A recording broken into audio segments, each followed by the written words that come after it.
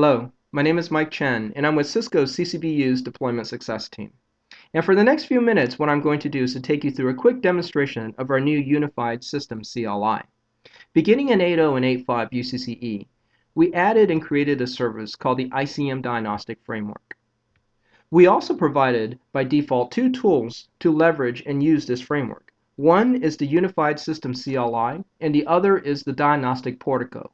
To learn more about these tools, as well as the framework, please refer to the 8.0 and 8.5 Serviceability Best Practices Guide. But the difference between the two tools is that the Portico is a portal GUI-driven interface, whereas the CLI is command-line driven. Now, traditionally, when you had to pull logs across your UCCE platform, you had to resort to one of two tools. Either it was dump log or support tools. Now, while dump log was useful, it also required you to issue that command across all of your relevant servers as well as the relevant components within that server. So the task of collecting logs can become very tedious. Support tools simplify that task a bit, where you can schedule log collection, and it also allows you a single point where you can go out and collect logs across multiple servers. However, you could not use support tools to collect logs on, say, your call manager, your CVP, or your IP-IVR. Now with the diagnostic framework, you can do all of those things, and it simplifies the collection even further. So for this demonstration, I'll show you how to launch and use the Unified System CLI. Now you can launch the Unified System CLI from any UCCE server. Now as you'll see, if you're launching this for the first time, you won't have any cached information that I have here, so you would have to enter the administrator account. However, since I've used this tool before, it caches that information, so I don't have to re-enter it again. So in this case, I'll just hit enter, and I'll type in the password.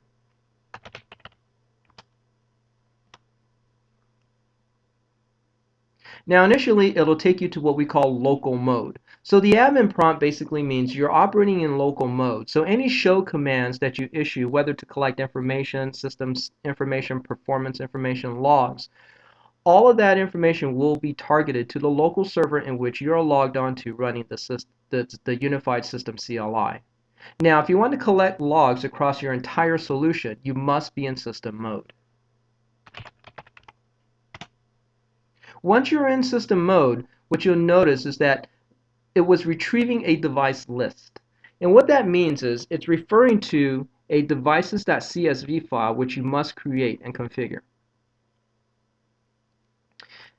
That file is located under the config directory under serviceability. Now, when you're using this for the first time and setting it up for the first time, you will not have a devices.csv. Rather, you will have a devices-sample.csv in which we provide you with sample examples of how to create your device list. So in this case, as you'll notice, the device type is pretty much solution-wide. It includes call manager, CVP, UCCX, CUIC, etc. So if you want to take a look at what it will look like, here is my devices.csv file.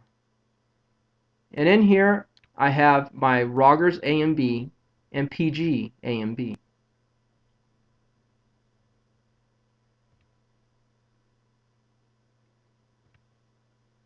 So the command that I want to show you today is the show tech support.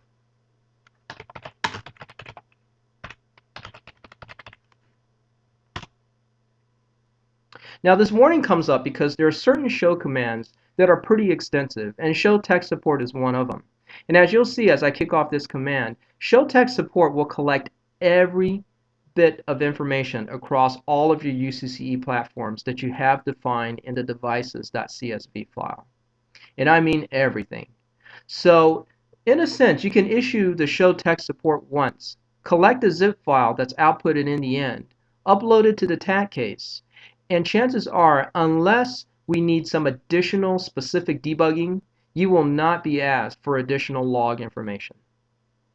Now, one thing to keep in mind is that all diagnostic requests through the diagnostic framework is flagged and tagged as low priority. So while you are receiving this warning, and it would be best practices to run this during off hours, you will not have a big risk in running this command during business hours either.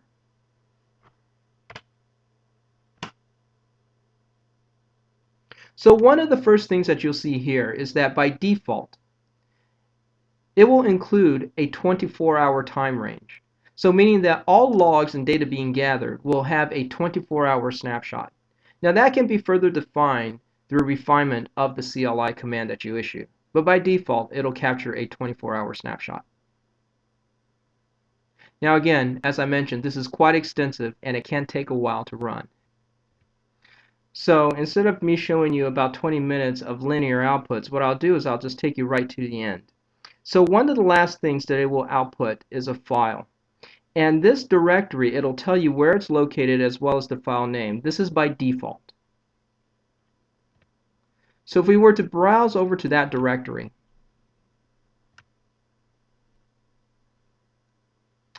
you can see the zip file here. Now again, keeping in mind, TAC cases today can take upwards of 2 gigabytes per file when you upload to a TAC case. So if we were to open this file and just take a quick look inside, you will see that it creates a folder for every single server that you have defined in your devices.csv file. It will also create a devices.txt, which will tell us what devices were captured.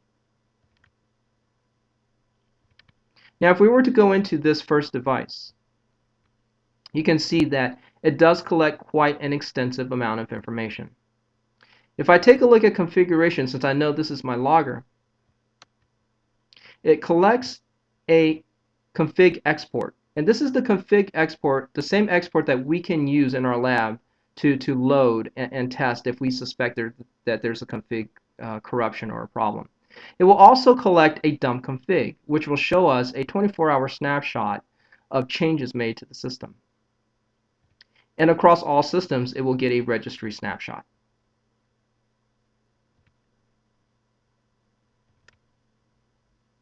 And if you have perfmon enabled, it will also collect relevant perfmon data as well.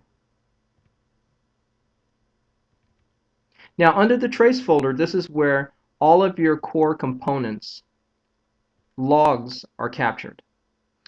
And for PGs, it will also capture the OPC capture directory. So as you can see, the show tech support is quite extensive, and it does collect an end-to-end set of logs from a solution perspective. And if you did have your call manager and IPIVR configured under the devices.csv file, it would also collect those logs as well. So in summary, it's a quick and simple tool to use, and it collects a complete set of logs and data information from your UCCE server. So this concludes the demonstration. Thank you for your time.